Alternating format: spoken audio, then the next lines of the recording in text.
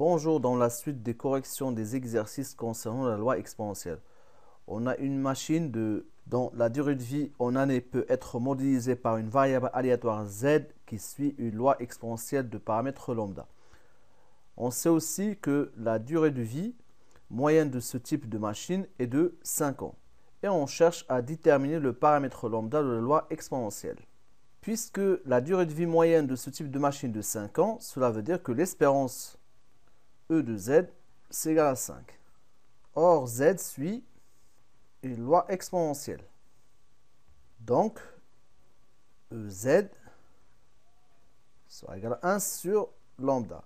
En fait, on a vu dans le cours, c'est par exemple x ou z suit une loi exponentielle, alors son espérance sera tout simplement égale à 1 sur lambda. Et je vous rappelle que l'espérance ou la moyenne, c'est la même chose. Donc, puisque E de z égale à 1 sur lambda, et on sait que la moyenne ou bien l'espérance est égale à 5, donc on déduit que 1 sur lambda, c'est égal à 5. Puisque 1 sur lambda égale à 5, alors lambda sera égal à 1 sur 5. C'est-à-dire donc 0,2. Voilà pour le paramètre lambda de cette loi exponentielle. Et on passe directement à la question numéro 2. Pour la question numéro 2, on cherche à calculer P de z supérieur à 2. On a P de z strictement supérieur à 2. Graphiquement, si on cherche P de z supérieur à 2, ou strictement supérieur à 2, sachant que l'air qui se trouve en dessous de la courbe de la fonction densité exponentielle égale à 1, bah, en fait, on doit tout simplement chercher 1 moins P de x inférieur ou égal à 2. Qui est égal à 1 moins, bah, pour calculer l'air, donc cette partie d'air, donc c'est-à-dire P de x inférieur à 2, ou plutôt P de z inférieur ou égal à 2, bah, on doit calculer l'intégrale de lambda. On a trouvé que lambda c'est égal à 0,2 exponentielle moins lambda t d de t entre 0 et 2 égale à 1 moins.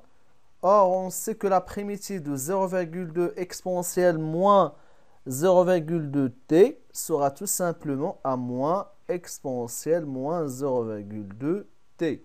Et on a eu déjà l'occasion dans les vidéos précédentes et on a expliqué pourquoi la primitive de lambda exponentielle moins lambda t c'est égal tout simplement à moins l'exponentielle moins lambda t, toujours entre 0 et 2. Et là, on va remplacer tout d'abord par, ça va me donner moins exponentielle moins 0,2 fois 2, moins, et on remplace par 0, ça fera tout simplement moins 0,2 fois 0, ça fera 0, ça fera E de 0. Et on calcule ça à la calculatrice, on trouve une valeur approchée qui est égale à peu près 0,67. Voilà pour la question numéro 2 et on passe directement à la question numéro 3. Je vous rappelle que cet exercice était donné dans la dernière vidéo, donc à faire. Pour la question numéro 3, sachant que la machine d'atelier a déjà fonctionné pendant 3 ans, quelle est la probabilité que sa durée de vie dépasse 5 ans? Donc là, en fait, on cherche P de x dépasse, cela veut dire donc strictement supérieur à 5, sachant que x il est supérieur ou égal à 3. Donc je vous rappelle que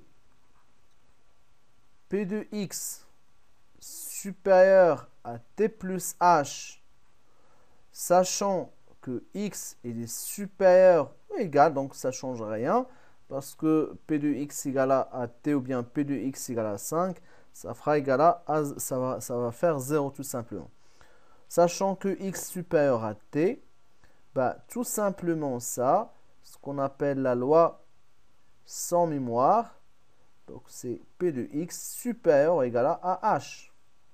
Donc là, on a P de x supérieur ou égal ou strictement supérieur à 3 plus 2, sachant que x est supérieur ou égal à 3. Donc, là, le t, c'est 3. Et le h, c'est 2.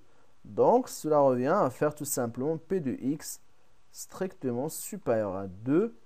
Or, on a vu dans la question numéro 2,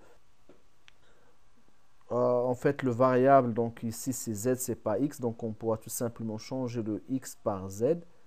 Donc là, c'est z. Pareil ici.